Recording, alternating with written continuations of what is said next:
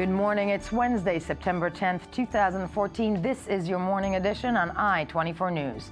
Coming up later today, Secretary of State John Kerry is in Saudi Arabia meeting with Arab foreign ministers as the United States seeks to broaden a coalition across the Arab world against the Islamic State. A new report reveals that the Malaysian jet, which crashed over the Ukraine in July, was hit by high-energy objects. And later on the show, it's small, it's smart, it ain't your phone. Apple unveils its highly anticipated smartwatch. We'll tell you all about it. Good morning. I am Yael Levi, and first to our main topic of the day. As President Obama prepares to speak to the American nation about his plans to combat Islamic militants in Iraq and Syria, United States Secretary of State John Kerry has arrived in Jeddah to discuss the region's commitment to a U.S.-led coalition being built by Washington to combat the threat of ISIS. Now, to hear more about it, we are joined in studio by Dr. Amichai Magen, a senior researcher at the International Institute for Counterterrorism at the IDC Herzliya. It's a mouthful. Good morning to you. Good morning. And by Dr. Brandon Friedman from the Moshe Dayan Center at Tel Aviv University. Good morning to you as well. Thanks for having me. And of course, by I-24 News senior Middle East analyst Ali Waked. Good morning. Thank you all for joining me. Before we break this down, let's take a look at the following report about the story. As the international community steps up its efforts to confront the rise of the Islamic State, U.S. Secretary of State John Kerry arrived in the Middle East Tuesday for stops in Jordan and Saudi Arabia, two key members of the Grand Coalition formed to deal with this new jihadist threat. The visit comes a day before the U.S. president is set to formally present his strategy for countering IS. As we build this coalition, I want to underscore that almost every single country on earth has a role to play in eliminating the ISIL threat and the evil that it represents. For some, that will mean military assistance, both direct and in the form of training, arming, and advising, equipping. For still others, it will mean demolishing the distortion of one of the world's great peaceful religions and counteracting the propaganda ISIL uses to recruit new supporters. According to a Washington Post ABC News poll, 71% of Americans now support the aerial campaign against the Islamic State, up from 54% last month. 53% still feel that Obama's been too cautious in his handling of international affairs. With regards to confronting the Islamic State, administration officials have continued to stress that beyond aerial strikes, much of the work will be outsourced to the U.S.'s international partners. In the Middle East, Saudi Arabia and Kuwait have poured millions into humanitarian assistance. The UAE has agreed to take on ISIL support networks and beat back against its militant ideological propaganda. One of the more discreet members of the anti-IS coalition is Israel, which has provided satellite imagery enabling some of the airstrikes against militant targets in Iraq. This according to a Western diplomat. It's been kept under wraps, however, to preserve the delicate coalition which consists of many countries that do not hold formal relations with the Jewish state. A common enemy can allow for strange bedfellows. As I said, we are joined by Dr. Amichai Magen of the IDC, Dr. Brandon Friedman from the Moshe Dayan Center, and Ali Waked. I want to start with you, Dr. Amichai Magen, because you guys are actually holding a counterterrorism conference at the IDC going on this week, and I think you actually ran a panel about counterinsurgency. When the United States, goes out and tries to create a coalition to try and combat a new foe in the region, and everybody's talking about how the Islamic State, it's the Islamic State, right, is more dangerous than anything we've ever seen. First of all, how are they trying to combat it? Because at the end of the day, with all the smart bombs, we've seen in the past that it's very hard, to uproot or actually change ideologies in this region. So what can a coalition like this do? Absolutely. So I think we need to think about this in terms of two layers of coalitions. The first layer is a military anti-terrorist counterinsurgency coalition, which is what the Obama administration is trying to do at the moment.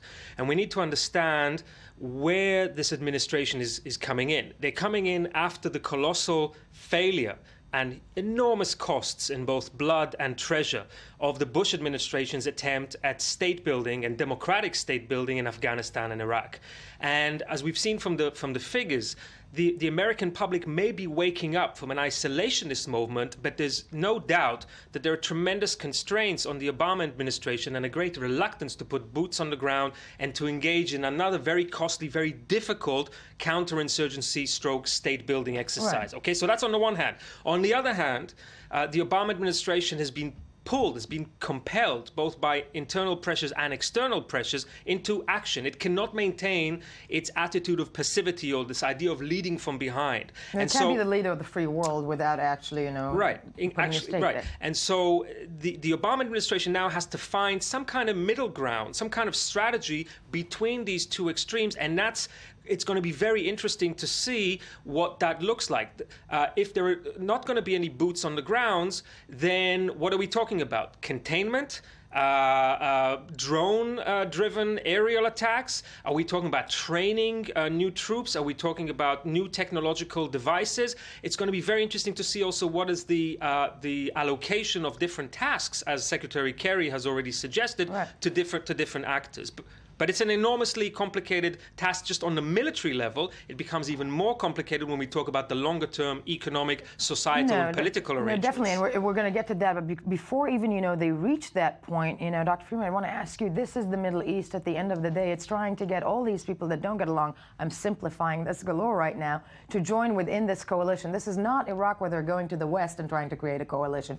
Is this doable, and who does the United States need to be in that coalition to carry out this campaign? To be frank, this is a coalition of the unwilling right now. Yeah. And to be perfectly honest with you, the Obama administration has gone to the West first. And I think that's an indication that the U.S. understands that the major Sunni states here that John Kerry will be talking to, states like Jordan, Saudi Arabia, the UAE, are not anxious to send their forces, to put their skin in the game, so to speak, to fight the Islamic State.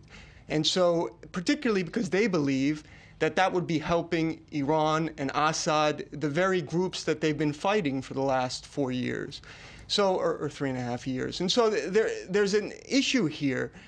Where is the heavy lifting going to come from? And I think it has to come from within Iraq, and there are big problems there because the divisions that have been created in Iraq in the last 10 years or so, aren't going to disappear because the Islamic State is there. No, I mean, if it has to come from within Iraq, and Ali Waqid, this is to you. We spoke yesterday about this new government, the new unity government that has been formed in Iraq, that has been elected in, but it's highly problematic, even with Abadi as a new prime minister. That you said, everybody says, well, he has an inclination to actually be more, calm towards the Sunnis. Can this type of unity government actually be sustained by a coalition from outside and help within Iraq solve the Islamic State issue?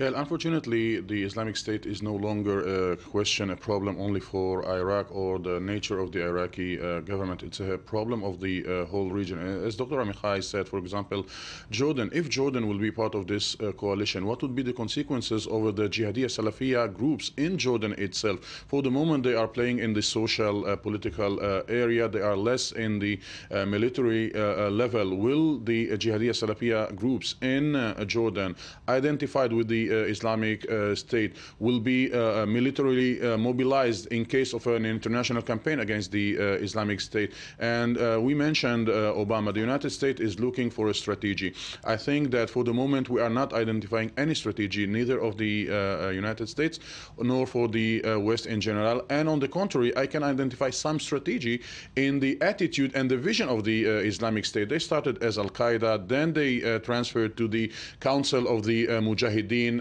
including some other militias or other Jihadiyya groups in Iraq. Then the Islamic State of Iraq, that was developed to the Islamic State in Iraq and the Levant, in Iraq and Syria, ISIS. And then in the last 2 months, they decided we are simply the Islamic State because they think Jordan is in their loop. Lebanon is already in their loop. In their literature, they mentioned Kuwait, for example, as a station where there are many elements that are ready to adopt the Jihadiyya Salafiyya as a tool to conquer the power in these countries, and they are adopting a vision of territorial continuity. They are adopting some independent financial resources that are not dependent, for example, in the money that comes from some sheikhs in Saudi Arabia. You know, we are talking about this coalition, Yael. The Saudi Arabia that is supposed to be a central player, a central actor in this coalition, and who is hosting tomorrow morning a conference of the regional states with the participation of the United States to relaunch this campaign against the Islamic State. The Saudi intelligence are still flirting with some of the rebels group, both in Syria and in Iraq, and nobody can definitely confirm that the Islamic State is not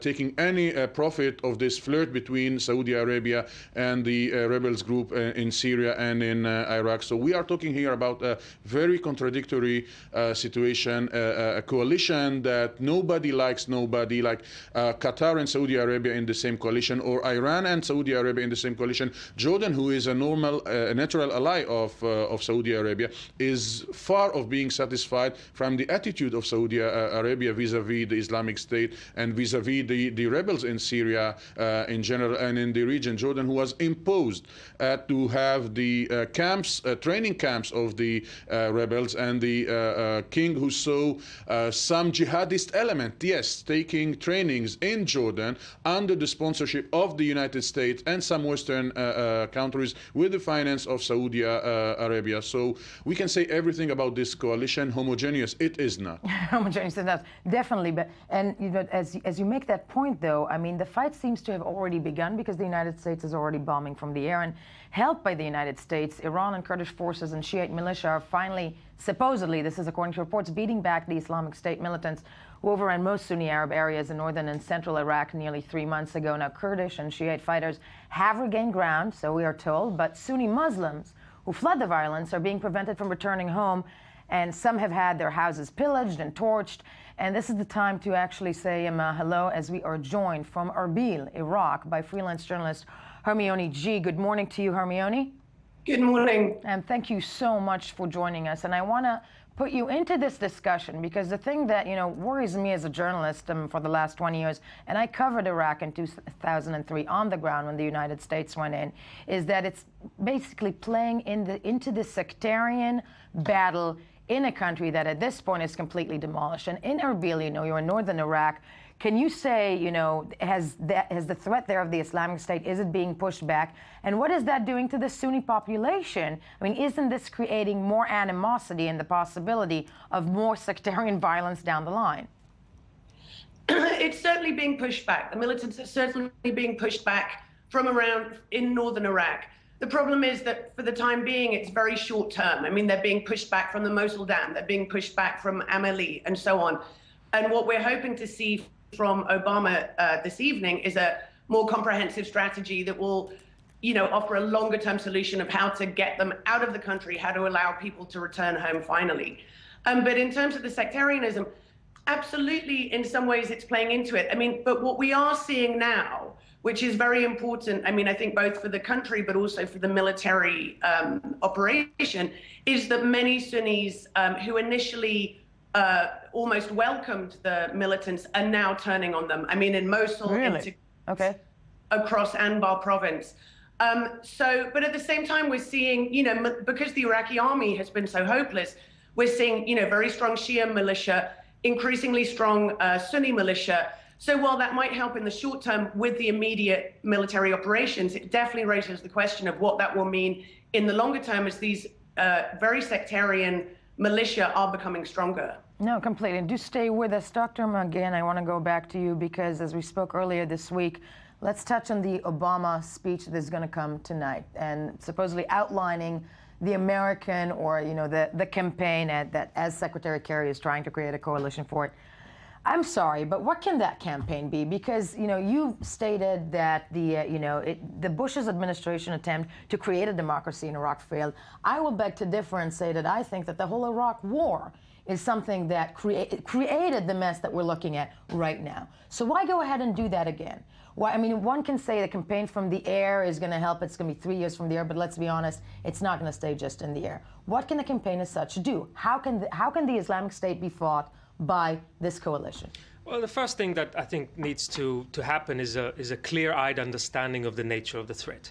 And here my sense is that, and this has already kind of been suggested by people around the table and at our conference at the IDC in Herzliya, the American administration may be once again totally misreading the political map of the Middle East. The focus on ISIS is convenient because it's relatively small, self-contained. It galvanizes people really from across the world because of the barbarity and the sadistic nature of this organization.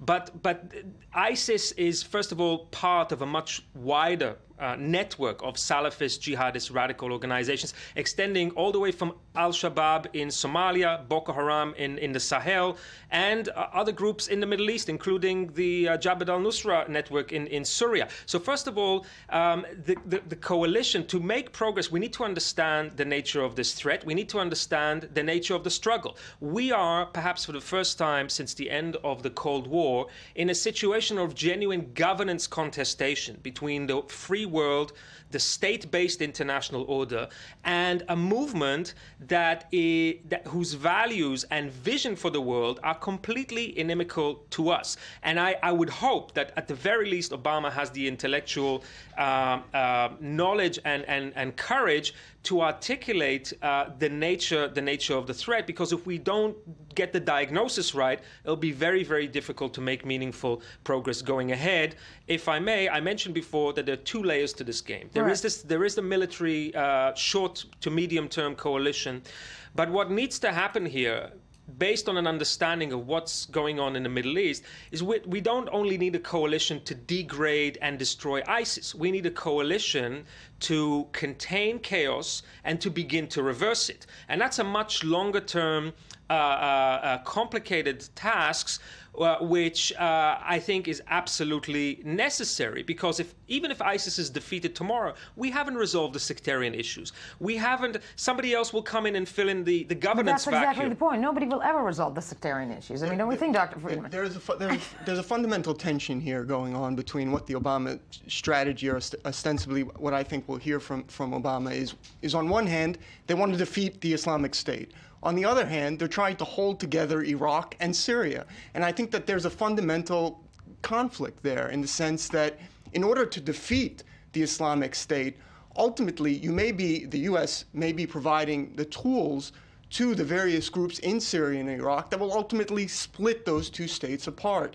And so there's a fundamental problem here. And unless the U.S. has a better idea of what its objective is, what its fundamental priority is, in defeating ISIS or the Islamic State, then there's going to be a real problem. ISIS, and I think it's been said here at the table, has a much better idea of what it's trying to achieve than the U.S. apparently does.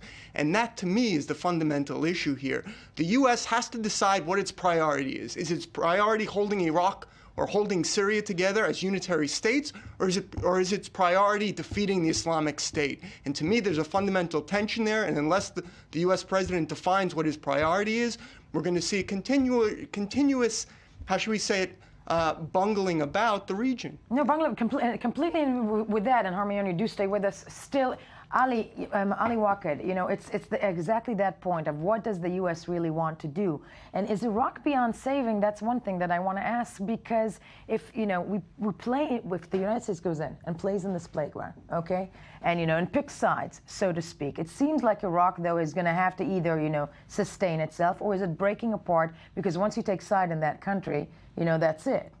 We talked already yesterday about the consequences over the Kurds, EIL, if they are going to exploit the situation in which the West and some Arab moderates are intervening militarily against the Islamic State. So this is one level. The second state, will the steps of the Kurds will inspire the Sunni to take similar measures and to demand their separation from the central Shiite government in Iraq. The second point, Yael, we are seeing now, our guest here talked about a fundamental tension, and I am notifying in the last days, as the moment we started talking about this campaign versus ISIS, we are identifying a huge counterattack of the rebels, the jihadist rebels in Syria against the regime, while in the precedent month we saw that the regime was in some advantage over these groups, and in the last weeks we are seeing the rebels taking more and more control over more and more regions in Syria. So is the Saudi intelligence are playing a double role here, for example,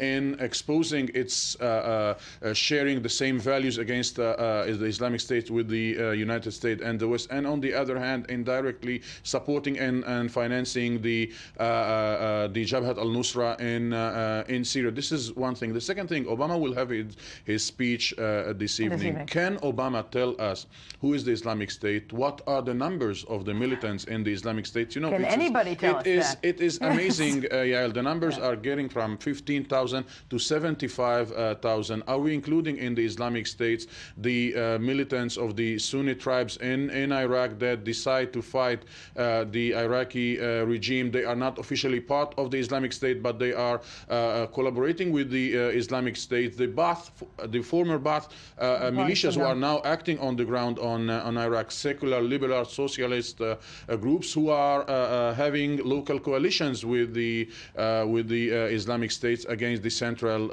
regime in Iraq. Are they part of this Islamic State? Are they part of this coalition? Will they be taking the side of the Islamic State, or will they be taking the side of this coalition, trying to give the Sunnite minority some more rights in Iraq? Will this international coalition reconsider the role of the Sunnite in the Iraqi future regime or the Iraqi future society? And what would be the influence over the regime of Bashar Assad in such a campaign? And we are talking about a coalition. You know, indirectly today we are having still Iran and Saudi Arabia fighting each other in Yemen. One is supporting the Houthi, the other one is supporting the state of Yemen. And on the same time, we are talking that Iran should be an integral part of this coalition. And that's another point that I want to touch on. But before that, back to Erbil and Hermione, to you. Can Iraq keep itself together? Because there's a feeling like the West is trying, desperately to keep that country as one whole. But you are in Erbil, and there's no secret that there's been an attempt for the last decade plus by the Kurds to create what is called Kurdistan. Can that even happen with all the fighting that's going on right now? I think certainly it can't happen right now. I mean, the Kurds announced that they were going to push for independence back in June when they had not been targeted by the militants. I think when the militants did turn their focus on Kurdistan, it was a short, sharp reminder that it's really not in a position to go it alone.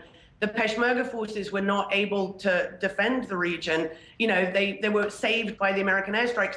So I think even though the Kurds are talking a tough talk at the moment, partly in order to negotiate, what they want from the new government, I think everybody here knows that Kurdish independence is definitely on the back burner. But that's in the short term. In the longer term, I think it's still, yes, the question of how do you keep these three regions together it's a very live question still. But again, I think even in the Sunni areas, I think much of the population has also been, frankly terrified by what they've seen under the militants. So for the moment, there is a short-term interest in trying to keep Iraq together. But again, that doesn't answer the long-term question, certainly. And perhaps this government will help answer that, but it's by no means a done deal. No, completely. And thank you for pointing that out, because Dr. Magan, back to you. In order, to carry out this campaign right now, or maybe even try to keep, Iraq together, it's no secret that the United States is bombing from the air, but they seem to be aided by Peshmerga, fighters on the ground, and Iranian ones as well.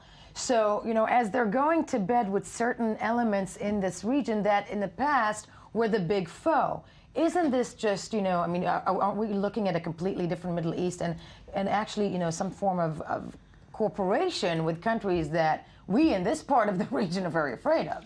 Yeah, I mean, we're clearly experiencing a period of great turbulence and great fluidity. I'll remind you that Sudan split into two states. No, but not just two states. I'm talking about Iran and the United States. I This is a campaign that they need Iran for that. We have to understand that we're at this time of great fluidity. And at times of great fluidity, opportunities open up for new alliances. Some of them can be very constructive, and some of them can be very destructive. And clearly, for the Iranians, there are no free meals with the Iranians. The Iranians are going to demand a pound of flesh, and the Iranians are set on a strategic goal, which is reaching a military nuclear capability, and they will exploit any opportunity to advance that goal, including playing a tactical game with the United States. This is a key issue that Obama will have to address tonight. Who is in and who is out? What are the principles for who can be part of this coalition and who cannot? Okay, now, I think that the innovation here will be that we will definitely see that this coalition is not just made of states. It's going to be made of non-state actors, including the Kurds. Right. Who are going to want something at the end of the day? Sure, they're going to want something, and they're not the only ones. We are at this we are in this situation, and I think that it's safe to say that at some point, the Middle East that will emerge from this process is going to look rather different from the ones that we went into at the beginning of, let's say, the Arab Spring almost 4 years ago. But may I just add one more thing? I think we have to be very careful and very realistic about the foe that we're dealing with, both in terms of the threat, but also in terms of not falling into the trap that this is somehow inevitable or invincible, that we can't defeat this. Radical jihadists have a terrible, terrible record at actually holding territory and population over a prolonged period of time. Their ideology is so extreme. They tend to alienate everybody around them, and they tend to become targets for perpetual war. The key is, how do we move away from this current situation of chaos? How do we preserve islands of stability, including Jordan, which is a critical piece of this puzzle, and begin to contain chaos, begin to preserve and rebuild order, and take the region in a more constructive way? It won't be the same region as it was in December 2010. It already is, and it looks that way. But Dr. Friedman, you first say what you want to say, because we've got a minute. I think the facts on the ground speak for themselves. Clearly, Iran and the U.S. are coordinated action in both Syria and Iraq.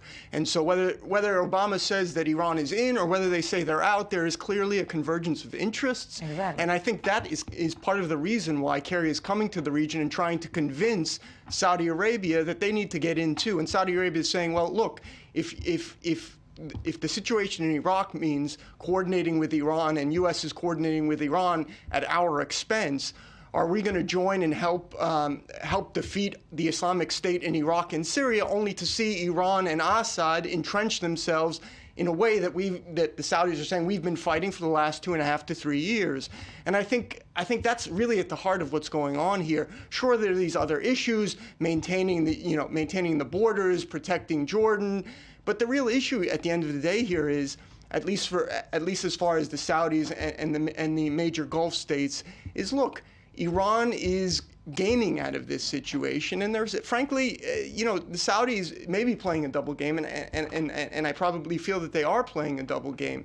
But if the idea is to get a coalition of regional states involved in defeating the Islamic State, I see this as problematic. Again, I think if the U.S. is going to try to rally a group to fight the Islamic State, it's going to have to come from within Iraq, and I think the Kurds have some serious leverage there. The Kurds certainly have their own internal battles going on right now between the PUK and the KDP, and obviously the Syrian Kurds.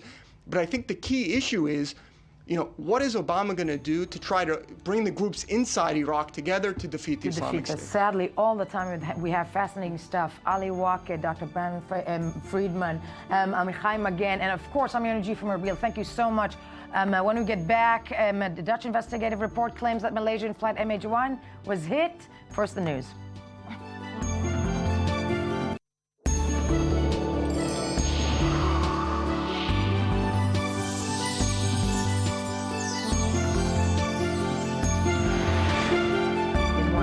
Joining us, I-24 News Morning Edition, where you should be, because this is the place where we say hello and good morning. not just to Ruthie Sinai, threw you off there. Indeed. Exactly. I-24's a senior news editor. But to Anthony Grant, my man, my homie, my buddy. I'm going to stop. Your share of headlines. Exactly. No.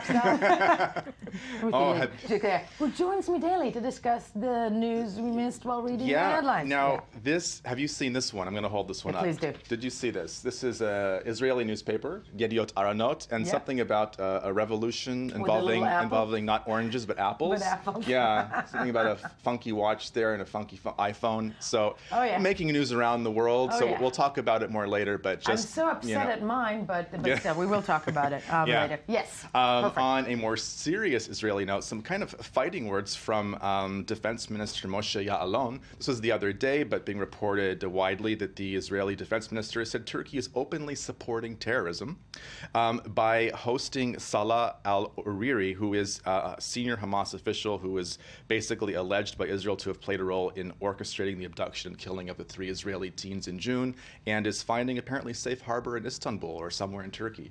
Strong language. It's interesting. Strong language. He doesn't mince words, and of course, this is coming on the heels of the main topic of the day of the United States trying to create a coalition to combat the Islamic State and very much needing Turkey. So Ya'alon probably has a lot on his mind when he's saying that. But yes. Yes, I would tend to agree with that assessment. Speaking of Islamic State, again, Ynet reported a headline with a question here: is the Islamic State snatching Iraqi kids to groom them as terrorists? Very disturbing story, and I didn't see it widely reported. But again, apparently this is taking place in Mosul, where 100 children are being held at an orphanage, and 50 of them are Yazidis, 50 are Shiite. Apparently they're being given dolls and being told how to cut off their heads with scissors. According to the article, this is the article coming from Ynet. Which is the version the Israeli, of the web version of Yediot Aharonot. Right. I don't know how credible it is, but there probably is some truth to this story with children being held against their will, and it's really dreadful. It's dreadful. The thing but it's this ongoing campaign of how, and I'm not saying they're not horrible, but it's this ongoing campaign to, that this is the worst enemy that we've ever seen.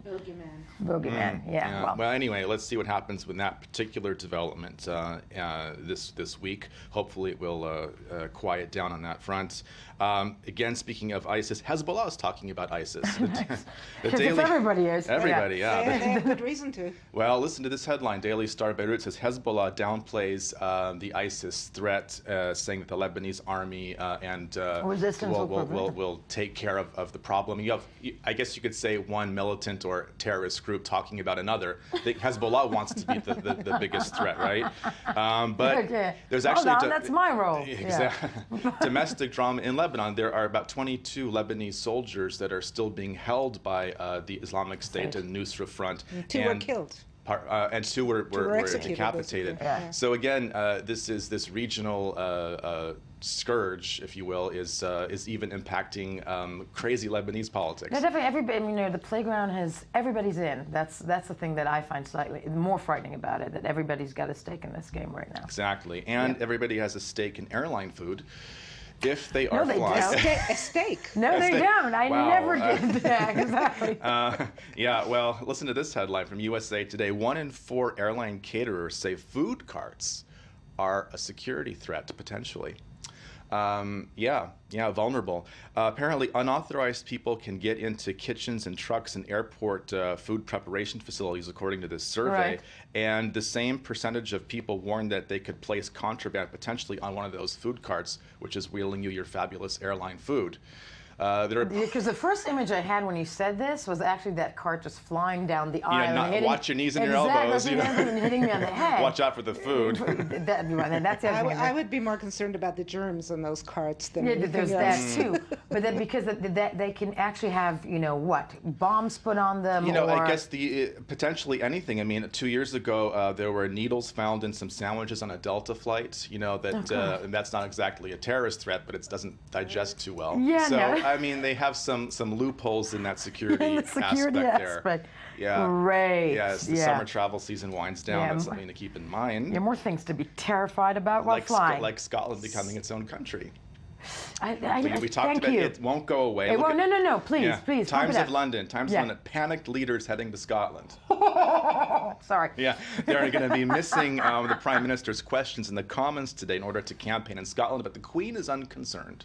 Really? Queen is pretty calm. Well, she's got a new grandson, a great-grandson. On the way. Well, Or supposedly, Yeah. as Tony and I discussed yesterday, She's the rumors, delighted. Well, she's, That's the of course, official she's word. delighted. That's Yes, the, which I is look. good. It's delighted must be, the Queen jumping up and down. There's just a lot of enthusiasm there. But it's the Scotland bit of, being so terrified of losing it. Have you ever been to Scotland? Yes. Gorgeous. Gorgeous. Yeah, No, have no. not been. I gorgeous. would like to go, Yeah, whether it's fabulous. part of the UK or not. I know. I mean, this is coming in what, in like eight days or something? On the like that? 17th. On the 18th or the 17th. Yeah. On the 17th. Soon. Yeah. Yeah, very soon. So as British leaders are arriving in Scotland, or are we going to see them all like wearing skirts or Well, actually, kilts? What's you it know where called? they're wearing Yeah. kilts? Actually, in the Canary Islands. And because when you think of Scotland, you think of men in skirts, right? Or Mel Gibson. In Anyway, a skirt. anyway, Yes, the yes. Express reports that in the Canary Islands, which is a very popular place for British people to go on holiday, cabbies are protesting things by wearing skirts. They're protesting that they're Not getting only that, that the authorities are doing nothing to but prevent their Britney profession from dying out. Spears, a la "Hit Me, Baby, One More Time." Yeah, that's a skirts. guy actually, though. It's not. Men are walking around in skirts in Las Palmas, I guess, or Tenerife, somewhere in the Canary Islands, because they're protesting unlicensed illegal drivers. Why the skirt? Thank you. I don't get that part, but again, the Canary Islands, I've been there. It's it's not named for canaries. It's named for dogs. Really? Of course. Yeah, they had an ancient kind of dog that came from that place. Scary looking thing. Guys, whatever information. Looks like can a all- canary. No, it looks like a canary. This is information And we it can use was- in like a cocktail big one. parties. But Yeah. this is great stuff for you. Yeah, for a so the glass of wine. Scottish influence being keenly felt in I'm the still Canary thinking, Islands. what is the protest by wearing skirts? Is that, it's, whatever, go for Whatever, it. it's Hey. a funny part of It's the just world. hot there. It is hot there. And things are heating up in Hong Kong. All right. Back on a serious note, a Hong Kong protest leader, Benny Tai, says he wants to get arrested. This is coming on the heels of China's basically saying we're the ones that decide who's going to how a leader is going to be elected in Hong Kong, not Right. the people of Hong Kong. It's caused a lot of controversy, and this has kind of been brewing. And now you have a very outspoken headline like that, basically saying, "Come on, Beijing, arrest me." And to even make it to compound the attention he wants to bring it to himself, he shaved his head in Yeah. protest, Yeah. along with some other leaders of the At least Occupy he's not wearing a Central Movement. skirt. Not that we know of. I But would you know, sit some there and people be will do quiet. anything for attention. But this is Yeah, I expect not you just to Lady come in with a Gaga. skirt tomorrow. I'll look. Maybe there's an extra kilt in the house. I mean, Please do. I am wearing a Please do. Gautier tie, and Gautier famously put men in skirts for some of his runway True, shows. true. And historically speaking, I mean, the skirt did have. But we're talking about Hong Kong, though. Yeah, we were talking about Hong Kong. I'm going to go back to the skirts. Anyway, Yeah. Hong Kong, that's going to be making a lot of news in the days and weeks ahead. How much will these protesters be vocal in their protest of Beijing's policies? Will Beijing crack down a la Tiananmen Square? We hope not. But listen, we know who has the muscle and the power Exactly, in and this it's situation. definitely something to watch out for. Yeah. And So finally, that's- last one, but Sally. I had a picture there of the people shaving their heads, but in Hong Kong. In but Hong that's, Kong. yeah. That was it. And then we're going to talk more about the smartphone and the smartwatch, I should say. The smartwatch coming up, Coming up, definitely. and the Wearable impact of technology, that. folks. Tony, stay with us. We are moving on to our next issue. Thank you. Now, Ruthie Sinai with us, I-24 News senior editor. And this is a story that, of course, we all heard about in the summer before the regional awards. A new Dutch report now claims that Malaysia Airlines flight MH17, which broke up in midair 2 months ago, was hit by objects that pierced the plane at a high velocity. Ruthie's here with us to help us break it down. But before that, let's take a look at the following report. Almost 2 months after its crash shook the world, the preliminary report of what exactly happened to Malaysian Airlines flight MH17 has been released. Its conclusion threatens the assumption that the Boeing 777 was shot out of the sky by a surface-to-air missile, although it does not say so explicitly. Our main conclusion is that the flight MH17 broke down in the air. That's because of a lot of damage of the aircraft caused by objects, high-energy objects, penetrating the aircraft from outside. The disaster, which took place near the Donetsk Oblast in eastern Ukraine, was quickly linked to pro-Russian separatists who were accused to bring down the aircraft. The outrage generated by the incident has increased the tension in Ukraine, which was already in the grip of military conflict. Oppassen voor te snel getrokken conclusies. And still, we have to be careful not to draw conclusions too quickly. The Netherlands is leading all investigations. Step by step, experts are working to reach irrefutable conclusions. Tuesday's report dismissed the possibility of human error or technical problems being responsible for the crash. The report comes after the EU decided to delay implementing the sanctions against Russia that were adopted last week in order to leave time to assess if the ceasefire in Ukraine announced last Friday is holding. But with this new evidence coming to light, many are concerned that a new round of violence may be just around the corner. I said we're joined by Ruthie Sinai, senior news editor at I-24 News. When they say the report is not conclusive, that it doesn't really claim that out loud, what does that mean and what is in it? It's really pretty thin gruel. It's a technical report. They don't assign. I mean, their mandate of this inquiry commission of the Dutch Transportation Safety Board was not to assign blame. So anybody who expected anything of that sort should not have been expecting it. It's very technical. It doesn't even say the word missile. It just talks about objects. Exactly. And the plane breaking up in the air. I have to say, I can't help, as a rather anxious person myself, I can't help thinking whenever I read such descriptions of what was going on with the people on the plane at those very moments. But anyway, close parenthesis. So the report basically says, it describes the background. How did this happen? The last contact with the plane was at so and so. Then we started looking for them. Then we asked the air control. The Russian air control asked the Ukrainian air control. Asked the Dutch air control. Nobody could. It kind of describes minute by minute, blow by blow, and then this conclusion that all contact was lost.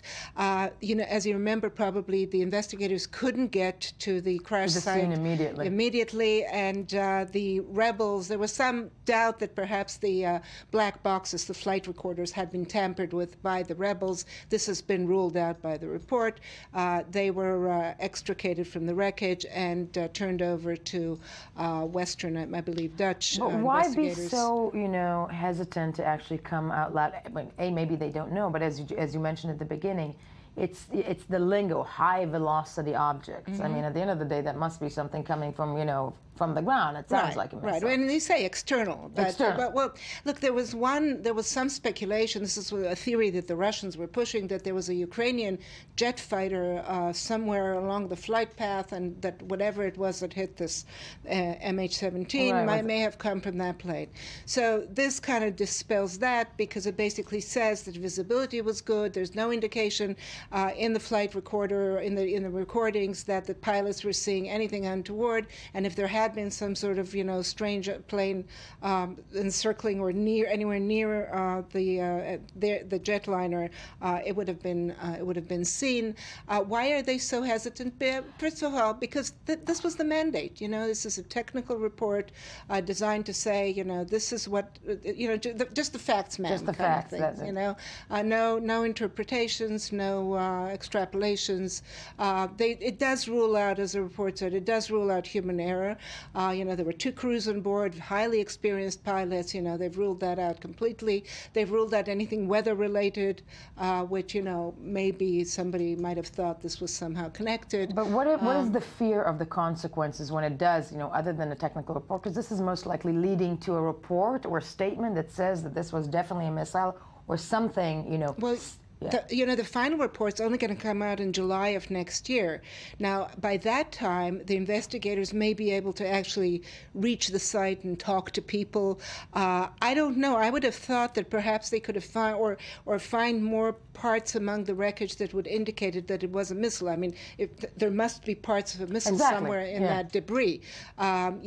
Who's guarding the debris is not clear. Whether the rebels or whoever was responsible may have gotten to the site and cleared away pieces, but perhaps there were some pieces they left behind. In short, this report is very thin, and it really raises a lot of questions. It leaves a lot of questions really unanswered. More than actually answering. Except again to say that this was some sort of external thing Going on. that struck this plane and blew it to smithereens, But at the end of the day, as you said, tragically, it's thinking of the people that, again, we're caught above a war zone. Yeah. I mean, I think we're all theorizing, but it's clear, it's pretty evident that this was something external, as the report says, coming from the ground. Right. Yesterday, the rebels were saying yesterday, we don't have anything like that. Sort of ahead of the report, they were saying, this is ridiculous. We don't have any such weaponry. It's this very sophisticated, high-end weaponry. So the answer to that is, of course, that they may have gotten their hands on some Russian weapons, missiles. Uthisi and I thank you for joining us. When we get back, a new Human Rights Watch report saying Israel has coerced almost 7,000 Sudanese nationals and Eritrean nationals into returning to their home countries. First, though, the morning headlines.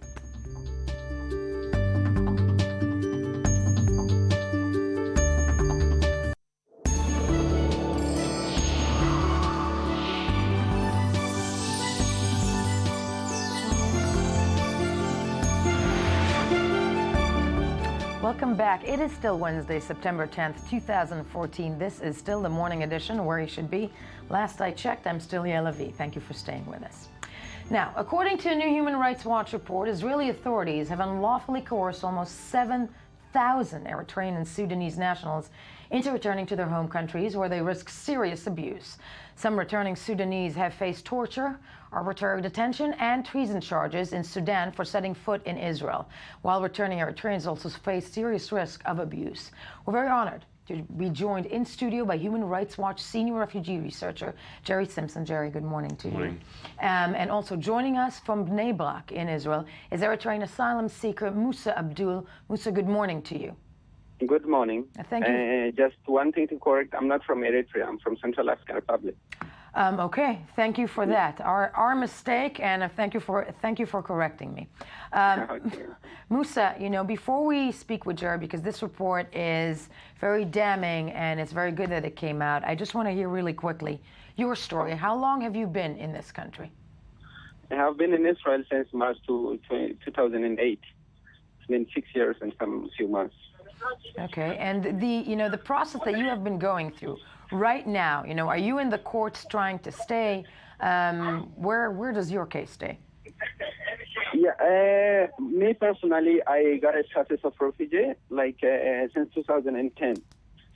So I have a bit different case than most of the asylum seekers in here, because out of 60,000 asylum seekers, there is only 4 people who have been guaranteed a status of refugee, and I'm one of them.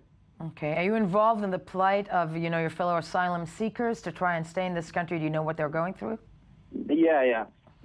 I've been involved with that since a long time ago, and we have been organizing all this demonstration and everything that you have seen, and I'm also involved with Amnesty International, so I was following everything closely. Right. And I think Israel, as a democratic country, they are celebrating 64th anniversary of the foundation of Israel. I think that it was a time for Israel to show the entire world that an example of humanity, because this country have been founded on based on a humanitarian issue. It has to do with the refugees and everything for the Jewish people during the history, and they're supposed to show the entire world that the example of humanity.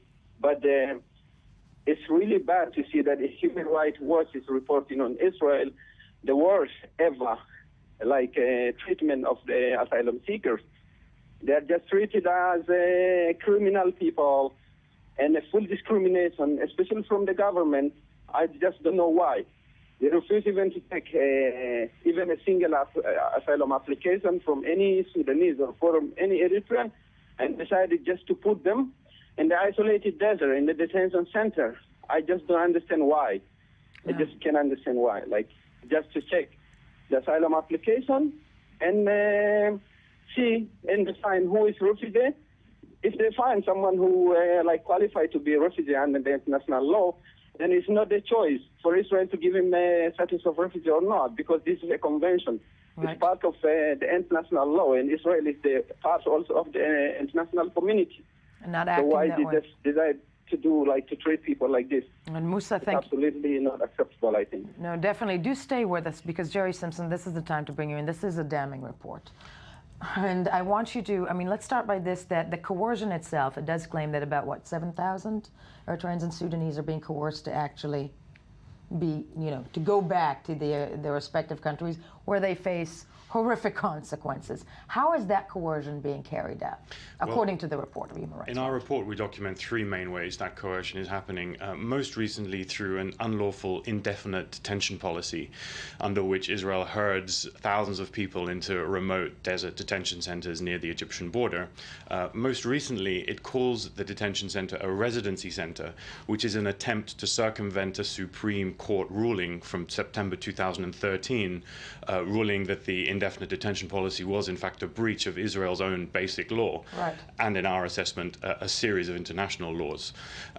The second policy prong is to block Eritreans and Sudanese nationals access to Israel's asylum procedures. Until the end of 2012, despite statements to the contrary, which said everyone can claim asylum if they want, Israel blocked every single Eritrean and Sudanese national from lodging asylum claims. And our report... And in what way? How did they block them? Very literally. Our report documents cases in which people repeatedly tried to access Interior Ministry offices to lodge asylum claims, at the behest of the UN Refugee Agency, Right. which encouraged people to do that, and was simply turned back at the door. Others were allowed into offices. Literally physically turned back. Others were shouted at in offices, go back to your country, why are you trying to claim asylum? You don't need asylum, you're an economic migrant. And so those testimonies belie Israel's claim that there was free access to asylum procedures for the last few years. Since the beginning of 2013, some people have been able to claim asylum, and in larger numbers towards the end of 2013. But now the problem is that the Israeli asylum machinery is not properly reviewing those claims. Globally, 83% of Eritreans who claim asylum are given refugee status or some other status. In Israel, it's 0.1%. 83 versus in Israel? Two out of 446 cases so far. Sudanese worldwide are recognized at a rate of 67% as refugees or given some other protected status. In Israel, it's 0%.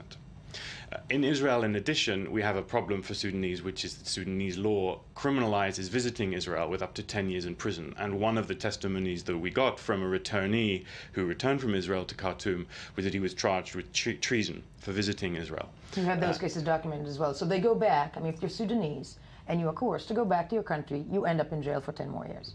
There's a real risk of that happening, and we've also documented cases in which one person was tortured, and other cases where people were held for long periods, including in solitary confinement. So there's a real risk of persecution on return.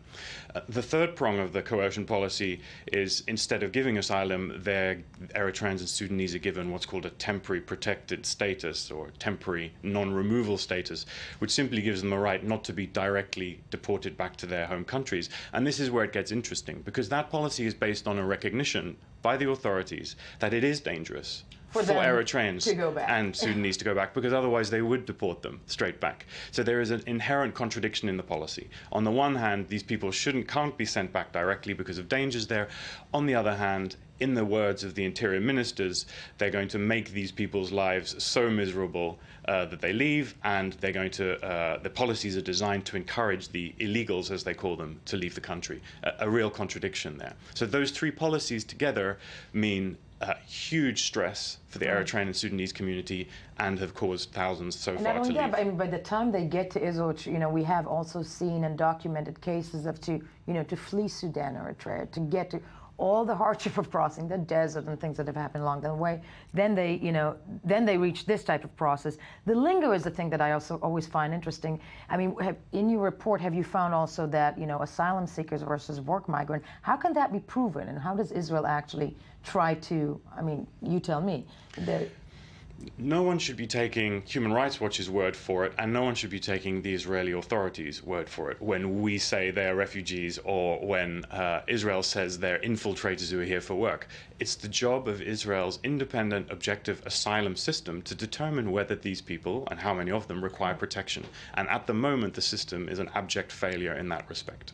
Now, then finally, it seems like actually a job that should be done by the UN. Doesn't this come under the umbrella of the UNHCR? Well, in 2011, UNHCR handed over its asylum determination procedures to Israel, which is a good thing.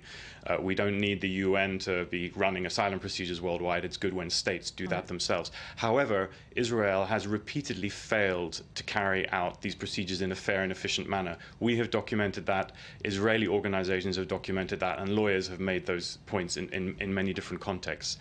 What we would like from UNHCR here in Israel is to see maybe a report twice a year that does the work that we just did in our report, so that neither Human Rights Watch or Amnesty is needed to do this work. We think UNHCR should be producing a report that documents why Eritreans and Sudanese are leaving the country, and underlining our conclusion that this is unlawful forced return to persecution or other harm, which is a breach of international refugee law and human rights law. It makes me wonder why. I mean, have you guys ever gotten any answers as to why the UNHCR is not conducting these types of reports? We haven't had that conversation with them directly. We hope that this report will galvanize them into action, and certainly that's a question for UNHCR. No, definitely.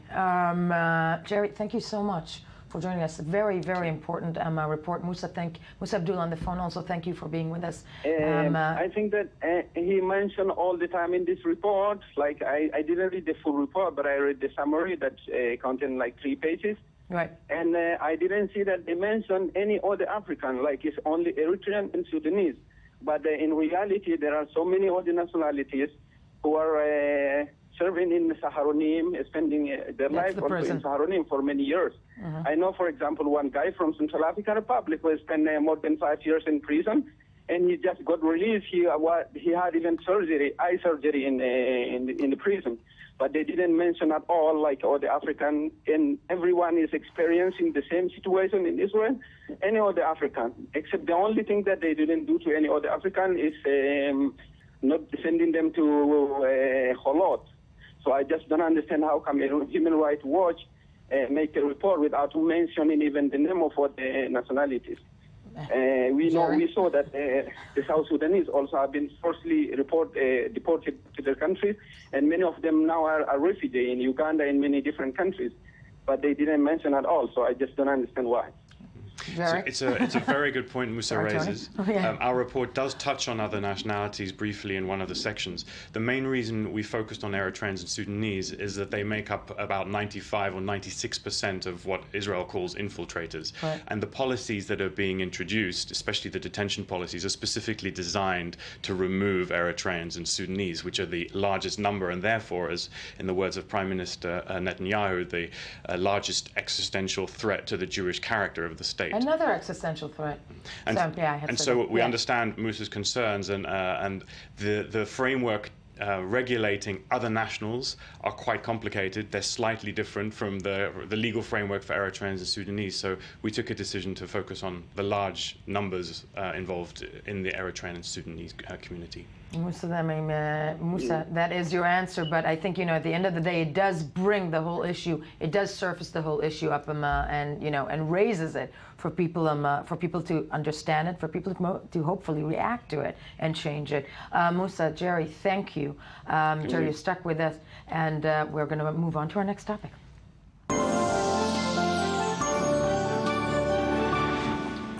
We are here with Tony. Tony, I have to apologize. No, not at all. Speaking of reaction, I mean, interesting. We showed the cover of Yediot Aharonot, the Israeli paper, this morning with the headline big about Apple and the new iPhone 6.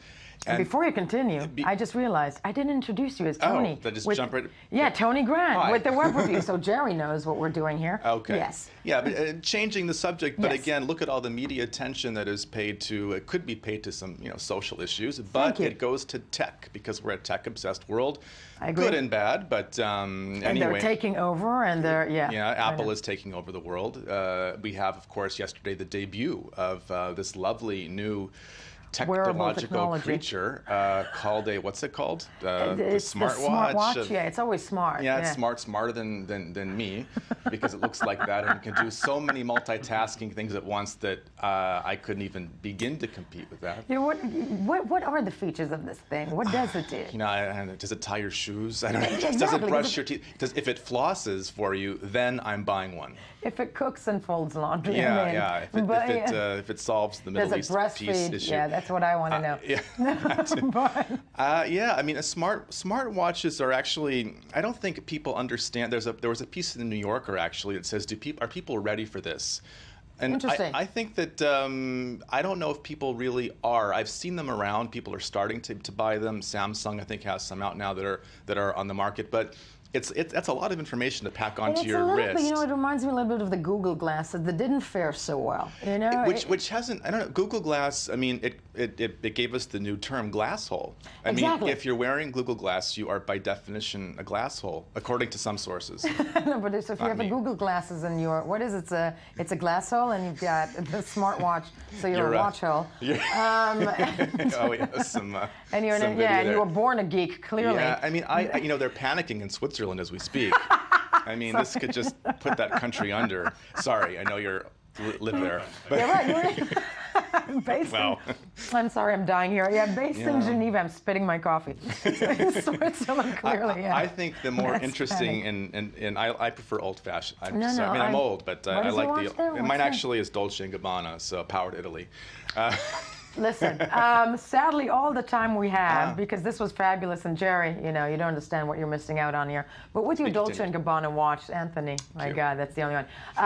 That's it for this part. But when we get back, a little bit more about millionaires, I think, that are encouraging people to drop out of college. I'm all in for that. Before we get back to that, though, some more of the morning headlines. Stay with us.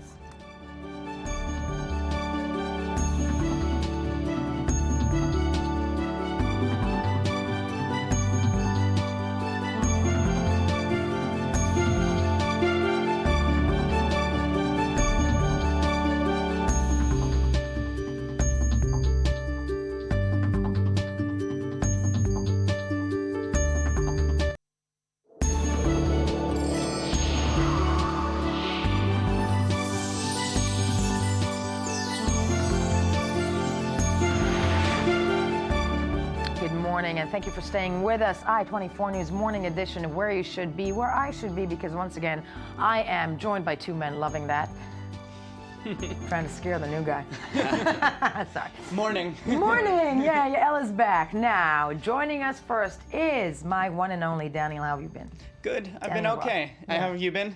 I'm great. I gave birth. You actually experienced a war. Yeah, I think that you've gone through much more, probably. Thank you. Thank you. That's the first man who gets it. My husband doesn't. Speaking of equality, I tried. Well, you were here with what for us today? So the number one issue today is Internet Slowdown Day. Okay, so everyone from Reddit.com, the front page of the internet, they call themselves. Yes. No, I mean, and I'm going to slow you down for a second because I saw that headline. What does Internet Slowdown Day mean? This is a protest. A protest against the FCC's probable decision to do away with net neutrality, aka the open internet. Yeah. This means that the FCC is now in a process of making a decision that may allow internet service providers to let websites pay for better service. Meaning, when you go to Netflix, it may be much faster because Netflix paid Time Warner than when you go to Amazon because Amazon didn't pay them. So now the internet's going to be a place where you pay for better service when you're a website. So this basically does away with the entire premise of the internet, which is equal access based on content.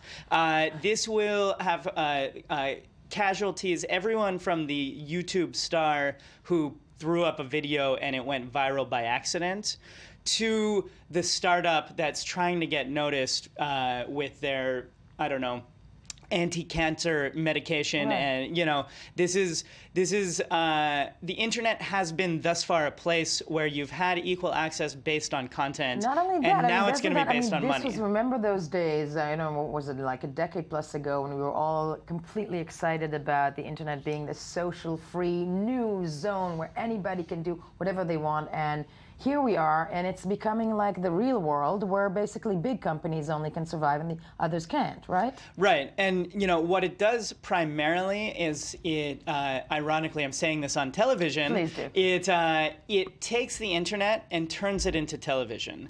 Television is a one-way medium. Television is mass media. Yeah. It's us talking here in the studio and people listening at home. The internet thus far has been a place where people at home can connect with one another, and this will take that ability away because only the biggest, only the richest companies will be able to have the furthest reach. You'll still have a website. If you have a website up, you'll be able to have that website, but in order to get the reach you may want to get, you'll have to pay for it. So, I mean, well, first of all, capitalism seems to win over and over and over and over and over again. Internet Slowdown Day, what are they trying to do today? So this is a symbolic protest. Right. It's not anything disruptive. They're asking websites across the internet to put up a loading symbol or a buffering symbol or one of these symbols you get on your computer when the internet's being slow, because this is what's going to happen to most websites that aren't paying for the fast service. Right. So this is to experience what may happen if this comes about. Right. And as far as the information, if you go to battleforthenet.com or fightforthefuture.org, these are people who are organizing this day and trying to organize a front to keep the information flowing on the internet. They say the day is not really about slowing down the internet. It's about symbolically creating an aesthetic that looks slow and reminds us what's at stake. I'm wondering if the masses out there and people, you should be aware of it. And I'm very strong, minded about the whole idea where the internet has just become another form of big companies surviving, and important issues.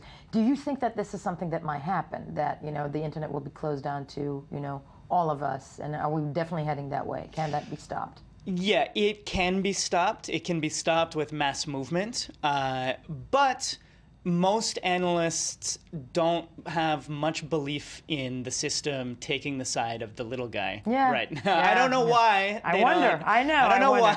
Because it happens all the time.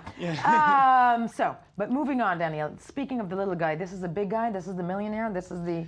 What? So Peter Thiel is paying people to drop out of school.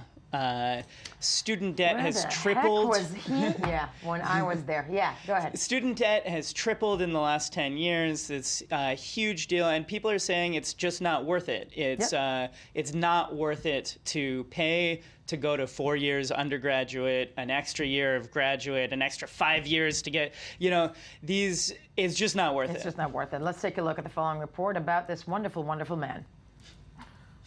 By the time they reach their 20s, Kaushik and Aditi will already be budding entrepreneurs.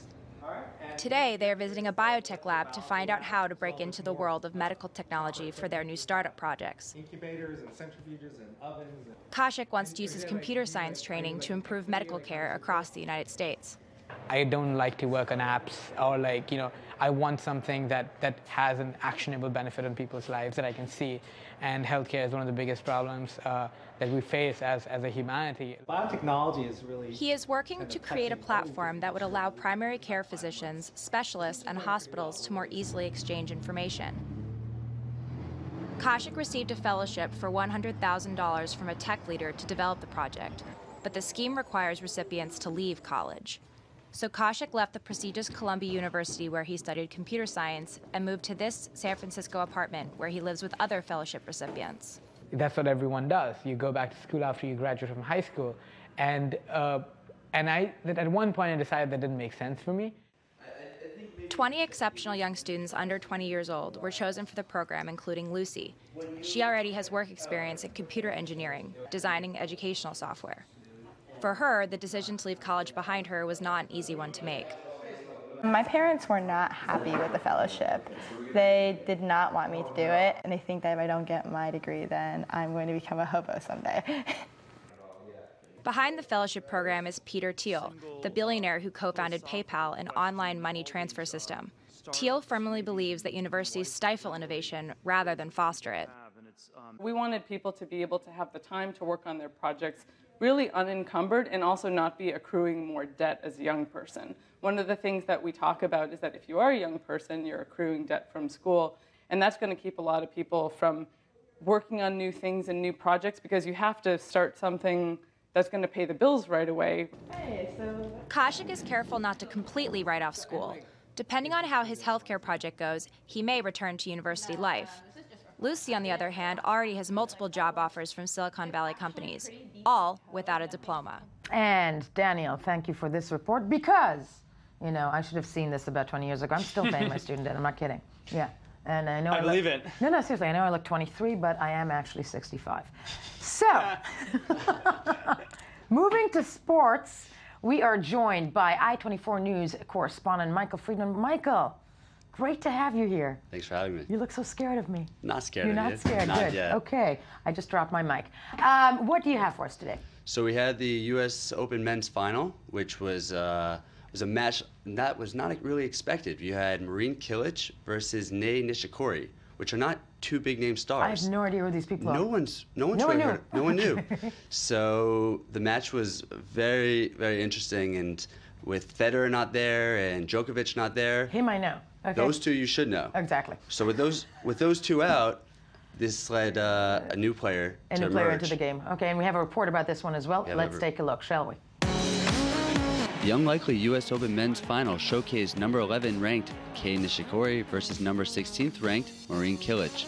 Nishikori upset the number 1 player in the world, Novak Djokovic, and Cilic upset the number 2, Roger Federer, in the semifinals. The Japanese player came into the match ahead of the Croatian with a 5-2 advantage, having won the last 3 matches. The two players met 3 times in the U.S. Open, as Nishikori won in 5 sets in 2010 and Cilic winning in 4 sets in 2012. The match started off well for Cilic, going up in the first set to win 6-3. The second set would not be a problem for the Croatian either, winning 6-3. Nishikori would try to come back in the third set, but Cilic would show his strength with a beautiful lob, leaving the Japanese player helpless. Cilic would then serve out championship point with a beautiful backhand winner.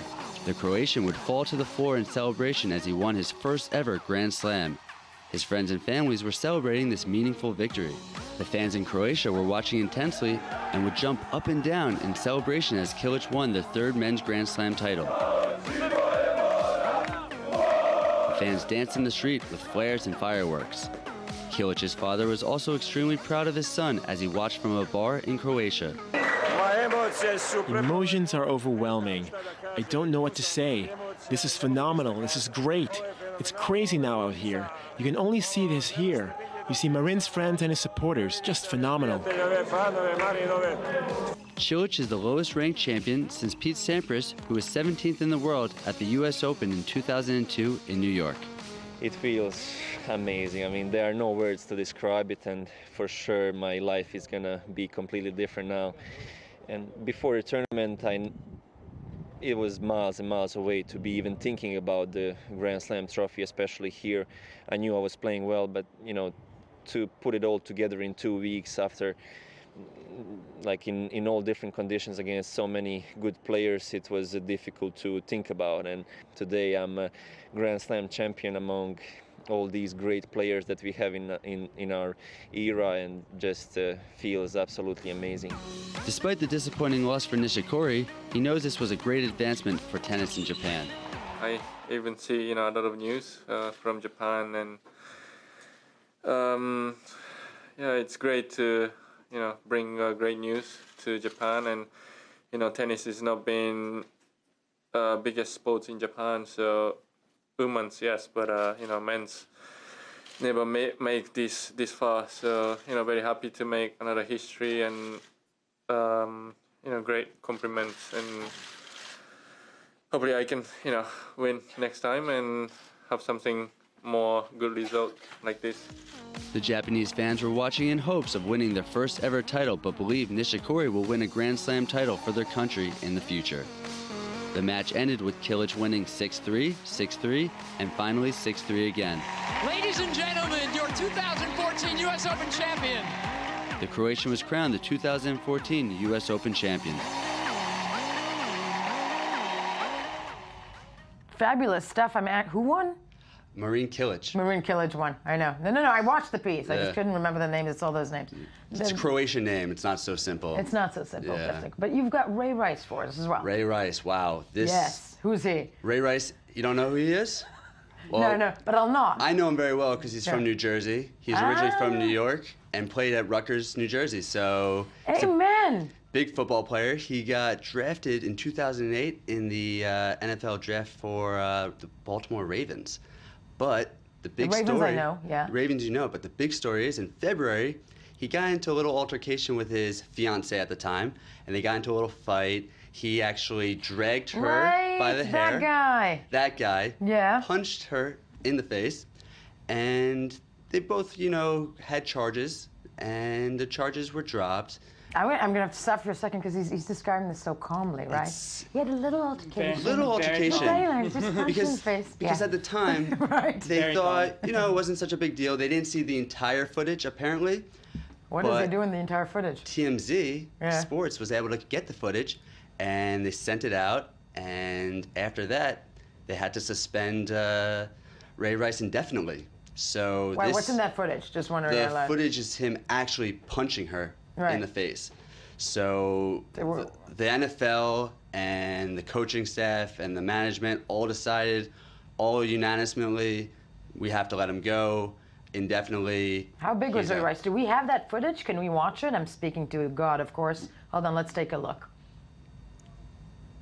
We Or actually maybe not. We don't have the footage of him hitting her because that's That's a little too much for morning television. It's rated now, R. how basically, I'm thinking out loud, common it is to suspend somebody, to suspend a football player for actions done outside of the field. So this is something that's been a big issue. It's an awful It's an thing, awful but it thing. wasn't done on the field. But you saw this with Michael Vick with the dog fighting, Burris in New York shooting himself in the leg.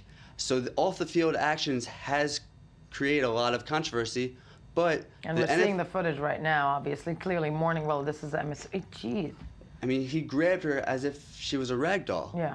And the NFL has taken action and basically said there's no allowing of this whatsoever.